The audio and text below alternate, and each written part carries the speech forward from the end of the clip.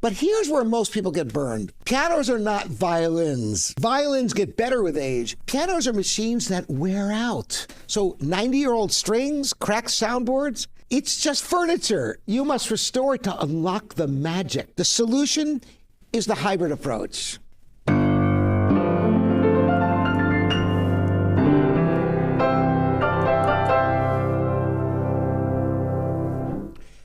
Hi, I'm Robert Estrin. This is livingpianos.com, and today we're talking about a seminal question, whether it's better to buy a new Steinway or a vintage Steinway. And you might wonder, why buy a 100-year-old piano instead of a brand new one? I get this question asked constantly. Now, technicians argue about this. Some say old pianos are junk. Some say they don't make them like they used to. Who's right? Let's find out. We're going to break this down. The first point is the woods. In the 1920s, 1930s, and even earlier, we had access to old growth wood. You know, today, most of the woods are plantation grown. The older woods are tighter grain, which has a more resonance to the sound. There are even major problems now getting any of this Sitka spruce from Alaska, which is protected. So there's a real crisis trying to get those fine woods. Another point is that hand building pianos, modern pianos use CNC machine, which are computer numerical controlled, which are incredibly consistent. Now, vintage pianos are hand built, but each one has an individual personality. When you find a good one that has a soul, machines can't copy. Another point is, if you go back prior to World War II, there were over 1,000 piano companies. Now, really only 300 or 400 of them were full-scale manufacturers. The rest were smaller assemblers, stencil pianos, or, short-lived firms. But think about that. Here we are today where there's only 2 piano companies making maybe 2,500 pianos a year. It was the heyday of pianos in America. But here's where most people get burned. Pianos are not violins. Violins get better with age. Pianos are machines that wear out. So 90-year-old strings, cracked soundboards, it's just furniture. You must restore it to unlock the magic. The solution is the hybrid approach. So for example, this piano here, my grandfather got this Steinway for my father in the early 1940s. It was built in the late 1930s. And this piano we rebuilt. It's a Steinway Model S.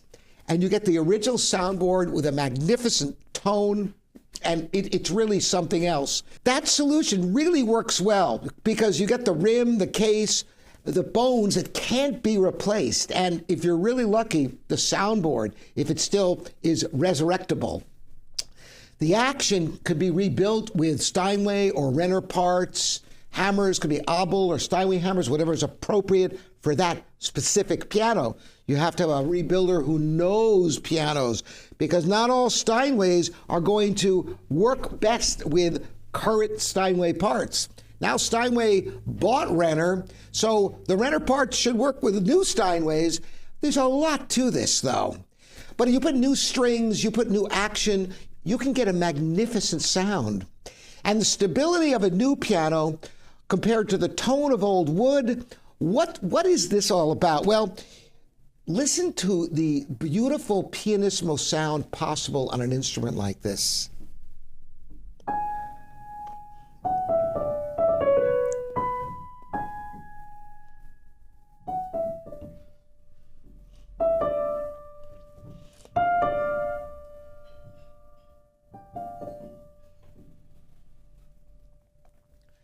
And it's a gorgeous sustained tone, isn't it?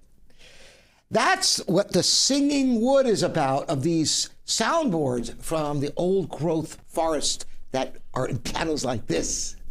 And you can also hear tremendous power, and you really get this kind of bass growl like you get like in new pianos, unless you spend like 6 figures. And listen to the beautiful sound that you can get with this beautiful old growth wood.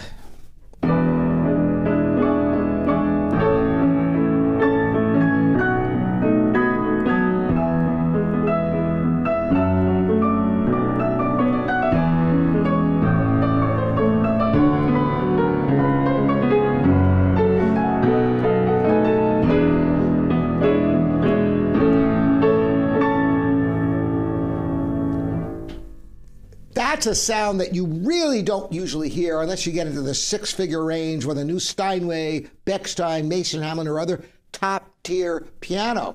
But with some rebuilt Steinways or rebuilt other top-tier pianos, you can enjoy that level of sound that even modern hand-built pianos rarely have.